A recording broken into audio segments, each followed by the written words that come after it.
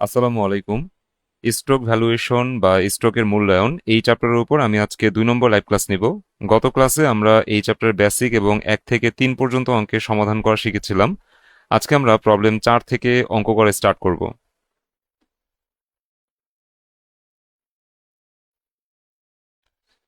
ওকে, scene আমরা 4 নম্বর অঙ্কটি দেখতে পাচ্ছি। এখানে বলা হয়েছে apex limited currently pace A dividend of টাকা 5.00 পার share on it's equity share. বলা হয়েছে অ্যাপেক্স লিমিটেড শেয়ার প্রতি বর্তমানে লভ্যাংশ পরিশোধ করে 5 টাকা। তো এই যে শেয়ার প্রতি বর্তমানে লভ্যাংশ পরিশোধ করে, এটাকে আমরা বলবো হচ্ছে কারেন্ট ডিভিডেন্ড পার শেয়ার, যা সংক্ষিপ্ত রূপ হবে D0। সো D0 দেওয়া আছে কত? 5 টাকা। আমরা চাইলে একটু লিখে রাখতে পারি, D0-র মান দেওয়া আছে 5 টাকা। এখন 1 নম্বর রিকোয়ারমেন্টে বলছে if the company plans to increase is dividend at the rate of 10% এ ইয়ার। বলছে কোম্পানি পরিকল্পনা করছে তারা প্রতি বছর 10% করে লভ্যাংশ বাড়াবে। তাহলে এটা হচ্ছে লভ্যাংশ প্রবৃদ্ধি হার, যাকে আমরা ইংরেজিতে বলি ডিভিডেন্ড গ্রোথ রেট, যার সংক্ষিপ্ত রূপ হচ্ছে জি। জি এর মান যদি 5% হয়, what will be the dividend per share in 5 years? 5 নম্বর বছরে ডিভিডেন্ড পার শেয়ার কত হবে, এটা আমাদেরকে বের করতে বলছে। অর্থাৎ D5 কত হবে সেটা আমাদেরকে বের করতে বলছে। আমাদের এই যে 10%, এটা হচ্ছে গ্রোথ রেট, যাকে আমরা সংক্ষেপে জি দ্বারা প্রকাশ করব। আর আমাদের কোশ্চেনটা করছে কি, what will be the dividend per share in 5 years? পঞ্চম বছরে ডিভিডেন্ড পার শেয়ার কত হবে? অর্থাৎ পঞ্চম বছরের ডিভিডেন্ড পার শেয়ার যেহেতু বের করতে বলছে, আমরা D5 কত হবে সেটা বের করব।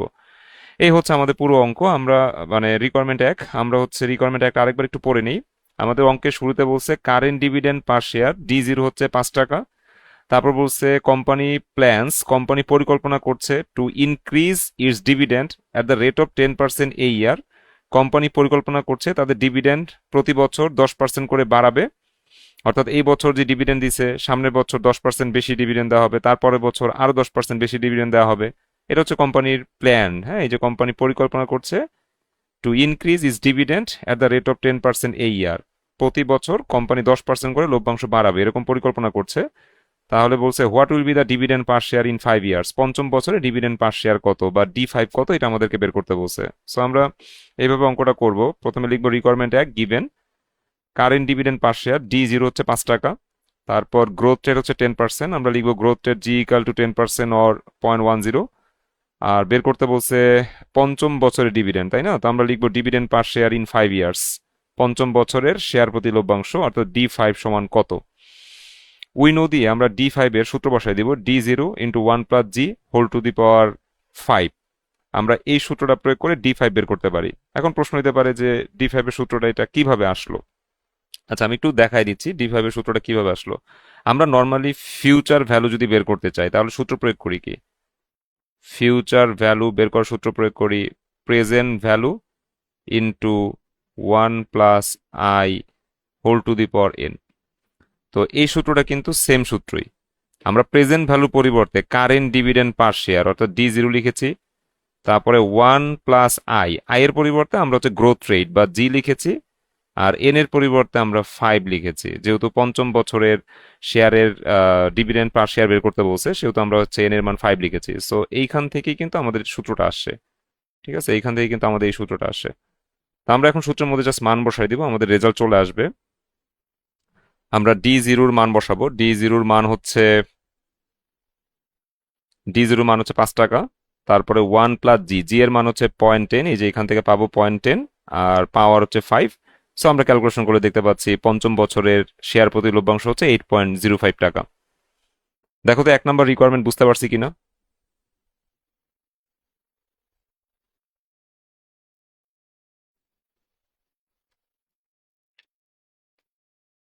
কারো কোনো সমস্যা আছে রিকোয়ারমেন্ট এক নিয়ে?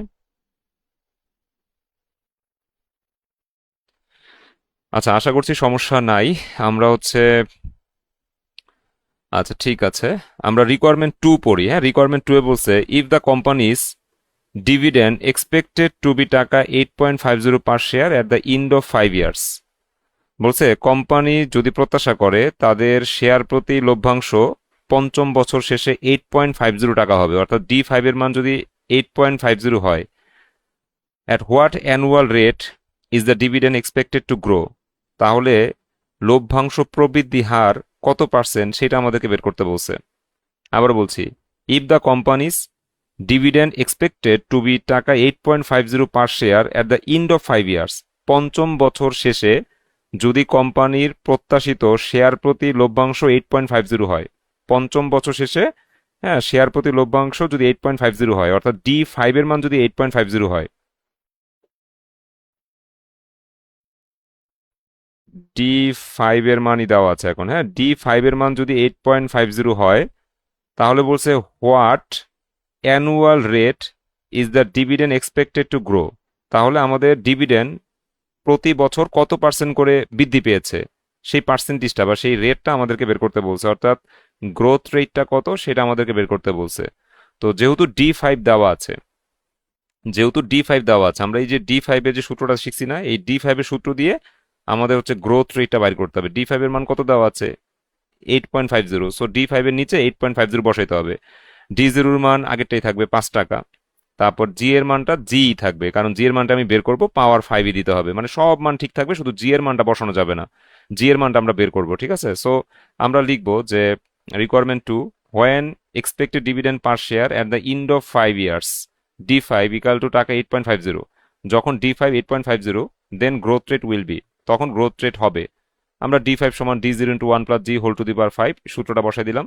এখন D5 এর মান বসাই দেবো 8.50, D0 মান বসাবো 5 টাকা, জি এর মানটা বের হবে, পাওয়ার দিব 5। এখন আমরা এই 5 টাকা এখানে গুণ অবস্থা দেখতে পাচ্ছি, বা পাশে আসলে ভাগ হয়ে যাবে, কারণ এক পাশের গুণ আরেক পাশে গেলে ভাগ হয়ে যায়। সো 8.50 কে 5 দিয়ে ভাগ করব, আর এই পাশে থাকবে হচ্ছে 1 plus G whole to the power 5। 8.50 কে 5 দিয়ে ভাগ করলে আমাদের রেজাল্ট আসে 1.7, আর এখানে 1 plus G whole to the power 5, এই যে 1 plus G whole to the power 5 যা আছে তাই থাকলো। এখন আমরা এই পাওয়ারটা যদি ভ্যানিশ করতে চাই, হ্যাঁ, তাহলে তো জি এর মান বের করা সম্ভব, যদি পাওয়ারটা ভ্যানিশ করতে পারি তাহলে জি এর মান বের করা সম্ভব। তো আমরা যদি এই পাওয়ারটা ভ্যানিশ করতে চাই, তাহলে অপর পাশে ফিফথ রুট ইউজ করতে হবে। এখানে পাওয়ার কত? 5 না? এই 5 পাওয়ার যদি আমরা ভ্যানিশ করে দিতে চাই, তাহলে অপর পাশে ফিফথ রুট ইউজ করতে হবে। সো আমরা ফিফথ রুট ইউজ করব, ফিফথ রুট 1.7 সমান হচ্ছে 1 প্লাস জি। ঠিক আছে, এখন এই ফিফথ রুটের মান কত আসে? ফিফথ রুট 1.7 এর মান কত আসে? এটার মান আসবে 1.1119 সমান 1 প্লাস জি। এখন এই মানটা কিভাবে আসছে আমি একটু দেখাই দিই। ঠিক আছে, এই যে ফিফথ রুট 1.7, এই মানটা কিভাবে আসে? প্রথমে ক্যালকুলেটরে 5 লিখবা, হ্যাঁ, তারপরে শিফট বাটনে চাপ দিতে হবে, শিফট বাটনে চাপ দিবা, তারপরে ক্যালকুলেটরে একটা পাওয়ার বাটন আছে, লগের বা পাশে দেখবা পাওয়ার নামে একটা বাটন আছে, ওই পাওয়ার বাটনে একটা চাপ দিবা, হ্যাঁ, তারপরে মান বসাইতে হবে 1.7, তারপরে ইকাল টু। তো এতটুকু করে আমরা হচ্ছে ফিফথ রুট 1.7 এর মান বের করতে পারি। প্রথমে কি করব? প্রথমে হচ্ছে 5 বাটনে চাপ দিব একটা, তারপর শিফট বাটনে চাপ দিব, দেন পাওয়ার বাটনে চাপ দিব, দেখবা যে 5টা ওই রুটের উপর উঠে গেছে। এরপর ভিতরে মান হচ্ছে 1.7, আমরা 1.7 লিখে ইকাল টু দিব, আমাদের রেজাল্ট চলে আসবে 1.1119 ইকাল টু কত আছে? 1 প্লাস জি।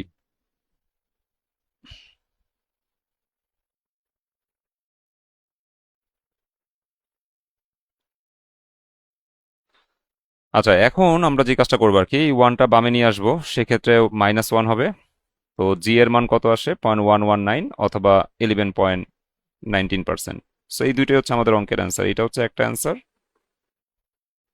আর এটা হচ্ছে আমাদের আরেকটা অ্যান্সার।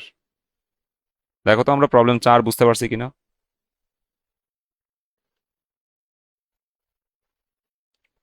যদি কোনো সমস্যা থাকে বইলো। 4 বুঝলে 5 হোমওয়ার্ক থাকবে, আমরা 6 নম্বর অঙ্কে চলে যাচ্ছি। আচ্ছা, 6 নম্বর যে অঙ্কটা আছে এটা খুবই সহজ একটা অঙ্ক। এখানে বলা হয়েছে Aziz pipe limited is a matured firm in engineering industries. Aziz pipe limited engineering ইন্ডাস্ট্রিজে একটা matured firm. The firm recently paid dividend of টাকা 25 পার শেয়ার। এই ফার্ম রিসেন্টলি ডিভিডেন্ড পরিশোধ করেছে 25 টাকা শেয়ার প্রতি। তাহলে রিসেন্ট ডিভিডেন্ড পার শেয়ার মানেই হচ্ছে কারেন্ট ডিভিডেন্ড পার শেয়ার, যাকে আমরা D0 দ্বারা প্রকাশ করব। রিসেন্ট ডিভিডেন্ড পার শেয়ার মানে কি? কারেন্ট ডিভিডেন্ড পার শেয়ার, যাকে D0 দ্বারা প্রকাশ করতে হবে। সো D0 মান দেওয়া হচ্ছে 25 টাকা। Due to its maturity as well as stable sales and earnings, the firm's management feels that the dividend will remain at the current level for the foreseeable futures. বলছে due to its maturity as well as stable sales and earnings, বলছে তার maturity এবং stable sales এবং আর্নিংসের কারণে firm's management feels that, ফার্মের management feel করে যে the dividend will remain at the current level for the foreseeable future, মানে কারেন্ট লেভেলের লভ্যাংশটাই ভবিষ্যতেও প্রযোজ্য থাকবে। অর্থাৎ কারেন্ট লেভেল অর্থাৎ বর্তমানে যে ডিভিডেন্ডটা দেওয়া হচ্ছে ভবিষ্যতেও সেম পরিমাণ ডিভিডেন্ডই দেওয়া হবে, বাড়বেও না কমবেও না।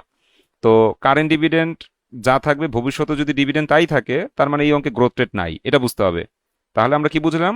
এই অঙ্কের মধ্যে গ্রোথ রেট নাই। রিকোয়ারমেন্ট একে বলছে if the require rate of return is 15%, যদি কে এর মান 15% হয়, what is the value of common stock of Aziz pipe limited, তাহলে আজিজ পাইপ লিমিটেডের কমন স্টকের ভ্যালু কত, বা কমন স্টকের ভ্যালু মানে P0 কত, সেটা আমাদেরকে বের করতে বলছে। তো প্রশ্নের মধ্যে অনেক কথা বলছে, সব কথা আমাদের কাজে লাগবে না। আমরা জাস্ট হচ্ছে দেখতে পাচ্ছি, হ্যাঁ, রিসেন্টলি শেয়ার প্রতি লভ্যাংশ দিয়েছে 25 টাকা। এই রিসেন্ট ডিভিডেন্ডকে আমরা বলবো হচ্ছে কারেন্ট ডিভিডেন্ড পার শেয়ার, যাকে আমরা D0 দ্বারা প্রকাশ করব। Are require rate of return, এটাকে আমরা কেই দ্বারা প্রকাশ করব, কে এর মান 15%। এই দুইটা ইনফরমেশন আমাদের প্রশ্নে আছে। বের করতে বলছে কমন স্টকের ভ্যালু কত, অর্থাৎ P0 কত। তো জিরো গ্রোথ মডেলের সূত্র প্রয়োগ করে আমরা P0টা বের করব। প্রথমে গিভেন দিয়ে আমরা লিখব যে current dividend per share D0 হচ্ছে 25 টাকা, তারপর হচ্ছে রিকোয়ার রেট অফ রিটার্ন কেই হচ্ছে 15% অথবা 0.15, বের করতে হবে value of common stock P0 সমান হোয়াট, উইনো দিয়ে আমরা জিরো গ্রোথ মডেলের সূত্রটা প্রয়োগ করব, D0 ভাগ কেই।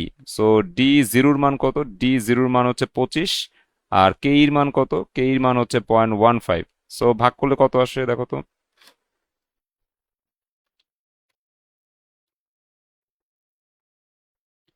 25 ভাগ হচ্ছে 0.15, 166.67, 166.67, এটা হচ্ছে আমাদের রিকোয়ারমেন্ট একের অ্যান্সার। এরপর আসো 2 নম্বর যে রিকোয়ারমেন্ট, এখানে বলছে যে if the firms risks as perceived by market participants suddenly increases, causing the required rate of return to raise to 18%, what will be the value of common stock? মানে বলছে যে কোম্পানির রিকোয়ার রেট অফ রিটার্ন যদি বৃদ্ধি পেয়ে 18% হয়, আগে কত ছিল? রিকোয়ার রেট অফ রিটার্ন 15% ছিল, এখন বলছে যে কোনো কারণে, হ্যাঁ, কোম্পানির হচ্ছে রিকোয়ার রেট অফ রিটার্ন বৃদ্ধি পাইছে, বৃদ্ধি পেয়ে কত হয়েছে? এই যে বলে দিয়েছে রেইজ টু 18%, বৃদ্ধি পেয়ে 18% হয়েছে। তার রিকোয়ার রেট অফ রিটার্ন যদি 18% হয়, what will be the value of common stock, তাহলে কমন স্টকের ভ্যালু কত বা P0 কত, এটা আমাদেরকে বের করতে বলছে। সো আমরা হচ্ছে লিখবো যে when require rate of return কেই 18% অর 0.18, উই নো P0 সমান D0 বাই কেই। এখন D0 মানটা বসা দিতে হবে। আমাদের D0 মান হচ্ছে কত? D0 মান হচ্ছে 25, আর কেই এর মান এখন নতুনটা বসাইতে হবে 0.18। সো ভাগ করলে আমরা দেখতে পাবো P0 মানটা কত আসে। 25 ভাগ হচ্ছে 0.18, আমাদের রেজাল্ট আসে 138.89, 138.89। এটা হচ্ছে আমাদের রিকোয়ারমেন্ট 2 এর অ্যান্সার। তো আশা করি 6 পারবা, 6 কমপ্লিট করবা। এরপর আমরা 7 নম্বর অঙ্কটা একটু দেখি। আচ্ছা, 7 নম্বর অঙ্কটা খুবই ইম্পর্টেন্ট একটা অঙ্ক, very very important math. 7 number অঙ্কে বলা হয়েছে Ariha textiles equity share currently sells for টাকা 23 পার শেয়ার। বলছে আরিহা টেক্সটাইল তার ইকুইটি শেয়ার বর্তমানে 23 টাকা করে বিক্রি করে। এখন শেয়ারের বিক্রয় মূল্যকে সাধারণত আমরা P0 দ্বারা প্রকাশ করি। শেয়ারের বিক্রয় মূল্যকে আমরা সাধারণত কি দ্বারা প্রকাশ করি? P0 দ্বারা প্রকাশ করি। বাট এই অঙ্কে শেয়ারের বিক্রয় মূল্যকে আমরা P0 দ্বারা প্রকাশ করব না, ঠিক আছে? কারণ অঙ্কের মধ্যে সিদ্ধান্ত চাইছে যে should he purchase the stock, তার কি স্টক পারচেজ করা উচিত। তো যখন এরকম সিদ্ধান্ত চাইবে যে শেয়ার পারচেজ করা উচিত কিনা, হ্যাঁ, তখন এই বিক্রয় মূল্যটা শুধুমাত্র সিদ্ধান্তে কাজে লাগবে, এটাকে আর P0 ধরা যাবে না। যখন কোশ্চেনের মধ্যে বলে দিবে যে শেয়ারটি পারচেজ করা উচিত কিনা, তখন বিক্রয় মূল্যটাকে P0 ধরা যাবে না। বিক্রয় মূল্য শুধুমাত্র সিদ্ধান্তে কাজে লাগবে, যে আমরা বিক্রয় মূল্যের মাধ্যমে চিন্তা করব যে আমরা এই শেয়ারটা কিনবো নাকি কিনবো না, ঠিক আছে? আমরা P0 মেনলি বের করব, শেয়ারটি পারচেজ করা উচিত কিনা এটা জানতে চাইলে আমরা P0 বাইর করব। P0 বাইর করে যদি দেখি যে P0 23 টাকার কম, হ্যাঁ, তাহলে আমরা হচ্ছে 23 টাকা দিয়ে এই শেয়ারটা কিনবো না। আর যদি দেখি P0 23 টাকার বেশি, তাহলে অবশ্যই আমরা এই শেয়ারটা 23 টাকা করে কিনবো। ঠিক আছে, আমি একটু অঙ্কটা পড়ি, তারপর ডিটেলসে আবার বুঝাবো। এখানে বলা হয়েছে যে Ariya textiles equity share currently sells $4.23 per share. Ariya textile তাদের ইকুইটি শেয়ার বর্তমানে বিক্রি করে 23 টাকা করে। এই 23 টাকা হচ্ছে শেয়ারের বর্তমান বিক্রয় মূল্য। The company's finance manager anticipates a constant growth rate of 10.50%। কোম্পানির ফাইন্যান্সিয়াল ম্যানেজার, হ্যাঁ, কনস্ট্যান্ট গ্রোথ রেট বলছে কত পার্সেন্ট? 10.50%। এটা হচ্ছে জি এর মান। And end of year dividend of টাকা 2.50, এবং ইয়ার ইন ডিভিডেন্ড বা বছর শেষের লভ্যাংশ হচ্ছে $2.5। ইয়ার ইন ডিভিডেন্ডকে আমরা D1 দ্বারা প্রকাশ করবো। D1 এর মান হচ্ছে $2.5। এখন বলছে if the investor requires A 17% return, বলছে রিকোয়ার রিটার্ন যদি 17% হয়, অর্থাৎ কে এর মান যদি 17% হয়, should he purchase the stock, তার কি স্টকটা ক্রয় করা উচিত হবে? এই যে একটা সিদ্ধান্ত চাইছে না, যে তার কি স্টকটা ক্রয় করা উচিত হবে কি হবে না, এই সিদ্ধান্ত জানতে চাওয়ার কারণে আমরা হচ্ছে P0 বাইর করব। হ্যাঁ, P0 বের করে এই কারেন্ট সেলিং প্রাইসের সাথে তুলনা করে আমরা হচ্ছে মন্তব্যটা করব যে শেয়ারটা ক্রয় করা উচিত হবে নাকি উচিত হবে না। আসলে আমরা একটু ডিটেলসে বুঝি। প্রথমত আমাদের কাছে দেওয়া আছে শেয়ারের বর্তমান বিক্রয় মূল্য 23 টাকা। এখন কোন শেয়ারের বর্তমান মূল্য 23 টাকা? হ্যাঁ, ওই শেয়ার সম্পর্কে তারা কিছু ইনফরমেশন দিয়েছে, যে শেয়ারের গ্রোথ রেট হচ্ছে 10.5%, শেয়ারের বছর শেষে লভ্যাংশ হচ্ছে $2.5, এই যে D1 $2.5, এবং রিকোয়ার রিটার্ন হচ্ছে 17%, বা কেইর মান হচ্ছে 17%। হ্যাঁ, এই ইনফরমেশন সম্বলিত যে শেয়ারটা আছে, ওই শেয়ারটা বর্তমানে 23 টাকা করে বিক্রি হচ্ছে। এখন তুমি হচ্ছে এই শেয়ারটা কিনবা কিনা সেই বিষয়ে তোমার কাছে জানতে চাইছে। তো আমরা কিছু না জেনে তো বলতে পারি না যে এই শেয়ারটা কিনবো অথবা কিনবো না, এরকম মন্তব্য তো আমরা কিছু না জেনে বলতে পারবো না। তো আমাদের কি করতে হবে, প্রশ্নের মধ্যে যে ইনফরমেশনগুলো দেওয়া আছে, শেয়ার সম্পর্কে যে ইনফরমেশনগুলো দেওয়া আছে, এই ইনফরমেশনগুলো ব্যবহার করে আমরা P0 বাইর করব। যদি P0 একটা আনুমানিক মূল্য ধরে নিয়েছি 40 টাকা বের হয়েছে, যদি P0 23 টাকার বেশি বের হয়, 24 টাকা, 25 টাকা, 35 টাকা, 40 টাকা, 50 টাকা, যেটাই বের হোক না কেন, P0 যদি 23 টাকার বেশি বের হয়, তাহলে আমরা এই শেয়ারটা কিনবো। কেন কিনবো? কারণ আমি শেয়ারের যে ইনফরমেশনগুলো আছে এগুলো দিয়ে শেয়ারের বর্তমান মূল্য বের করছি, P0 বের করছি। বের হয়েছে কত? 40 টাকা। তার মানে এই শেয়ারটার অরিজিনালি দাম আছে 40 টাকা, কোনো কারণে এই শেয়ারটা 23 টাকা করে বিক্রি হচ্ছে। তো 40 টাকার কোনো জিনিস যদি 23 টাকা করে বিক্রি হয়, তাহলে অবশ্যই তো আমরা শেয়ারটা কিনবো। তখন আমি বলবো যে আমি শেয়ারটা কিনবো। আর যদি এই তথ্যগুলো ব্যবহার করে শেয়ারের প্রাইস বের করি, আর ওই প্রাইসটা যদি বের হয় 23 টাকার কম, ধরো 10 টাকা, 15 টাকা, 20 টাকা, 23 টাকার কম যে কোনো একটা টাকা যদি বের হয়, তাহলে কিন্তু আমি শেয়ারটা কিনবো না। কেন কিনবো না? কারণ শেয়ারের ইনফরমেশন ব্যবহার করে আমি যে P0টা বাইর করছি, ওইটা হচ্ছে শেয়ারের ন্যায্য দাম। ঠিক আছে, ওইটা হচ্ছে শেয়ারের কি দাম? ন্যায্য দাম। তো ন্যায্য দাম বেড়েছে 10 টাকা, মানে এই শেয়ারটা, হ্যাঁ, ন্যায্য দাম আছে 10 টাকা। এখন 10 টাকার শেয়ার বাজারে 23 টাকা করে বিক্রি হচ্ছে, আমি কিনবো না। 10 টাকার জিনিস 23 টাকা করে বিক্রি করলে কি কেনা উচিত? অবশ্যই কেনা উচিত না। তখন আমি বলবো আমি শেয়ারটা কিনবো না। তো পুরো সামেট আমি আরেকবার একটু বলতেছি, যে একটা শেয়ার বর্তমানে 23 টাকা করে বিক্রি হচ্ছে, কোন শেয়ার 23 টাকা করে বিক্রি হচ্ছে সেই শেয়ার সম্পর্কে 3টে ইনফরমেশন দেওয়া আছে, যে ওই শেয়ারের গ্রোথ রেট হচ্ছে 10.5%, ওই শেয়ারের বছর শেষে লভ্যাংশ হচ্ছে $2.5, ওই শেয়ারের রিকোয়ার রিটার্ন হচ্ছে 17%। হ্যাঁ, এখন এই তথ্য সম্বলিত শেয়ারটা বাজারে 23 টাকা করে বিক্রি হচ্ছে, তুমি এই শেয়ারটা কিনবা কিনা এই বিষয়ে জানতে চাইছে। তো আমরা যে তথ্যগুলো প্রশ্নে পাইছি শেয়ার সম্পর্কে, ওই তথ্য দিয়ে একটা P0 বের করব। যদি P0 40 টাকা বের হয়, মানে 23 টাকার চেয়ে বেশি বের হয়, তাহলে আমি বুঝতে পারছি যে এই শেয়ারটার দাম 23 টাকার বেশি। হ্যাঁ, 40 টাকা বের হলে আমি বুঝতে পারছি এই শেয়ারটার দাম, ন্যায্য দাম হচ্ছে 40 টাকা। আমি তো ইনফরমেশন ব্যবহার করে, হ্যাঁ, গাণিতিকভাবে হিসাব করে দেখছি যে শেয়ারটার ন্যায্য দাম কত? 40 টাকা। এখন 40 টাকার শেয়ার বাজারে অনেক কমে বিক্রি হচ্ছে, 23 টাকা করে বিক্রি হচ্ছে। হ্যাঁ, সো অবশ্যই আমি এই শেয়ারটা কিনে ফেলবো। এই জন্য আমি বলবো কিনবো। আর যদি এই ইনফরমেশন ব্যবহার করে শেয়ারের প্রাইস বের করে দেখি 10 টাকা বেরিয়েছে, বা হচ্ছে 15 টাকা বেরিয়েছে, 18 টাকা বেরিয়েছে, 21 টাকা বেরিয়েছে, 22 টাকা বেরিয়েছে, 23 টাকার চেয়ে কম যদি বের হয়, তাহলে আমি বুঝতে পারছি যে এই শেয়ারটার দাম 23 টাকার কম। 10 টাকা মানে এই শেয়ারটার ন্যায্য দাম আছে 10 টাকা, 10 টাকার শেয়ার 23 টাকা করে বিক্রি হচ্ছে, আমি কিনবো না। তখন আমি বলবো আমি কিনবো না। তো আমরা একটু P0 বের করে দেখি। প্রথমে গিভেন দিয়ে লিখবো যে গ্রোথ রেট 10.5% অথবা 0.1050। তারপর হচ্ছে ইয়ার ইন ডিভিডেন্ড, এটাকে আমরা D1 বলি, D1 এর মান হচ্ছে $2.5। Are require rate of return, এটাকে আমরা কেই বলি, কেই মানুষের 17% আর 0.17। এখন আমরা বলবো যে estimated price of the share P0 সমান হোয়াট, শেয়ারের নির্ণীত মূল্য। P0 কত, এই নামটাই ব্যবহার করব যখন সিদ্ধান্ত চাইবে না, যে শেয়ারটা ক্রয় করা উচিত কিনা, এরকম সিদ্ধান্ত যখন চাইবে তখন P0 নাম ইউজ করব, estimated price of the share. ঠিক আছে, এই নামটা ইউজ করবা। এখন উইনো দিয়ে আমরা হচ্ছে P0 বাইর করব। আমাদের P0 মান আসে 38.46 টাকা। তার মানে এই শেয়ারটার ন্যায্য দাম আছে 38.46 টাকা। 38 টাকার একটা শেয়ার বাজারে মাত্র 23 টাকা করে বিক্রি হচ্ছে। অবশ্যই আমরা এই শেয়ারটা কিনবো। তাহলে কমেন্টে লিখবো, the investor should purchase the stock. বিনিয়োগকারীর উচিত এই স্টক ক্রয় করা, because estimated price of the share is higher than current selling price. কারণ শেয়ারের নির্ণীত মূল্য কারেন্ট সেলিং প্রাইসের চেয়ে বেশি। আমরা শেয়ারের মূল্যটা নির্ণয় করে দেখছি, এটার দাম কারেন্ট সেলিং প্রাইসের চেয়ে বেশি। এটার দাম আছে 38 টাকা। 38 টাকার একটা শেয়ার বাজারে মাত্র 23 টাকা করে বিক্রি হচ্ছে। তাহলে বিনিয়োগকারীর অবশ্যই এই শেয়ার কেনা উচিত। যত কিনবে তত লাভ, কারণ 38 টাকার একটা পণ্য যদি 23 টাকা করে পাই, অবশ্যই আমাদের কেনা উচিত, তাই না? তো এই জন্য আমরা মন্তব্যটা করে দিয়েছি, the investor should purchase the stock. বিনিয়োগকারী উচিত এই স্টক ক্রয় করা, because estimated price of the share is higher than current selling price.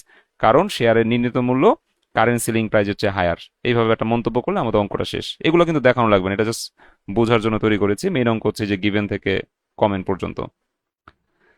তো দেখো আমরা 7 নম্বর অঙ্কটা বুঝতে পারছি কিনা। যত অঙ্ক আছে এইভাবে যখন বলবে যে শেয়ারটি ক্রয় করা উচিত কিনা, তখন প্রশ্নের মধ্যে যেই ইনফরমেশনগুলো থাকবে ওইটা দিয়ে শেয়ারের প্রাইস বের করবা। এরপরে ওই প্রাইসটা কারেন্ট সেলিং প্রাইসের সাথে তুলনা করতে হবে। মানে এইটা হচ্ছে ন্যায্য দাম। এই যে 38.46 বেরোচ্ছে না, এটা হচ্ছে ন্যায্য দাম।